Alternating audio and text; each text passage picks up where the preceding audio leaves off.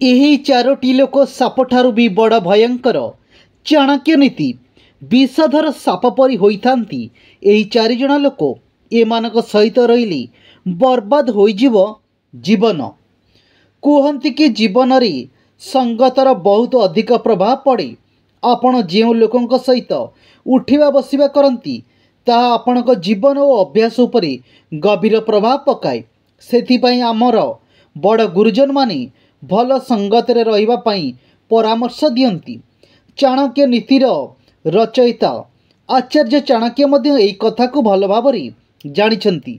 ସେଥିପାଇଁ ସେ ନିଜର ନୀତିରେ ଚାରିଜଣ ଏମିତି ଲୋକଙ୍କର କଥା କୁହାଯାଇଛି ଯେଉଁମାନଙ୍କ ନିକଟରୁ ଦୂରରେ ରହିବା ଭଲ ଅଟେ।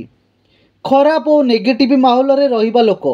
ଆପଣ ଯେଉଁ ସ୍ଥାନରେ ରୁହନ୍ତି ସେଠାକାର ବାତାବରଣ ଆପଣଙ୍କର ଚିନ୍ତା ଓ ବିଚାର ଉପରେ ଗଭୀର ପ୍ରଭାବ ପଡ଼େ। ଯେଉଁ ଲୋକ ଖରାପ ଓ ନେଗେଟିଭ୍ ମାହୋଲରେ ରୁହନ୍ତି ତାଙ୍କ ମୁଣ୍ଡରେ ମଧ୍ୟ ଏମିତି ବିଚାର ଜନ୍ମ ହୁଏ। ଏମାନେ କେବେ କାହାରି ଭଲ କରନ୍ତି ନାହିଁ, ବରଂ ନିଜର ଲାଭ ପାଇଁ ଅନ୍ୟକୁ କ୍ଷତି ପହଞ୍ଚାନ୍ତି। ଆଚାର୍ଯ୍ୟ ଚାଣକ୍ୟଙ୍କ ଅନୁସାରେ ଆମେ ଜୀବନରେ ଏମିତି ଲୋକଙ୍କ ଠାରୁ ଦୂରରେ ରହିବା ଉଚିତ।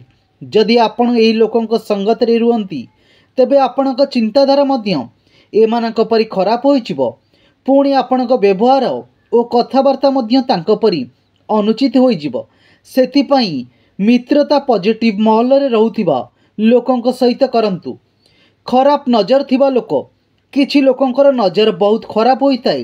ସେ ପରର ସ୍ତ୍ରୀ ଉପରେ ଖରାପ ନଜର ରଖନ୍ତି, ତାଙ୍କ ବିଷୟରେ ଅନୁଚିତ ଚିନ୍ତା କରନ୍ତି। ଏମିତି ଲୋକଙ୍କ ସହିତ ରହିବା ନିଜର ଚରିତ୍ର ଉପରେ ଦାଗ ଲଗାଇବା ପରି ଅଟେ। ପୁଣି ଯଦି ଆପଣ ଏହି ଲୋକଙ୍କୁ ମିତ୍ର କରିନେଲେ ଓ ଏହା ଆପଣଙ୍କ ଘରକୁ ଆସନ୍ତି ତେବେ ଆପଣଙ୍କ ଘରର ଝିଅ ଓ ବୋହୂଙ୍କୁ ମଧ୍ୟ ଏହି ନଜରରେ ଦେଖିବେ। ସେଥିପାଇଁ ଆଚାର୍ଯ୍ୟ ଚାଣକ୍ୟ ସ୍ତ୍ରୀକୁ ଖରାପ ନଜରରେ ଦେଖୁଥିବା ଲୋକଙ୍କ ଠାରୁ ଦୂରରେ ରହିବା ପାଇଁ ପରାମର୍ଶ ଦିଅନ୍ତି। ଏହା ସହିତ ରହି ଆପଣଙ୍କର ନଜର ମଧ୍ୟ ଖରାପ ହୋଇଯିବ। ଆପଣ ନିଜର ଚରିତ୍ରକୁ ମଧ୍ୟ ଖରାପ କରିବେ। ଏହି ଜିନିଷ ସମାଜରେ ଆପଣଙ୍କର ଓ ପରିବାରର ବଦନାମ କରନ୍ତି। ଖରାପ ଅଭ୍ୟାସ ଥିବା ଲୋକ।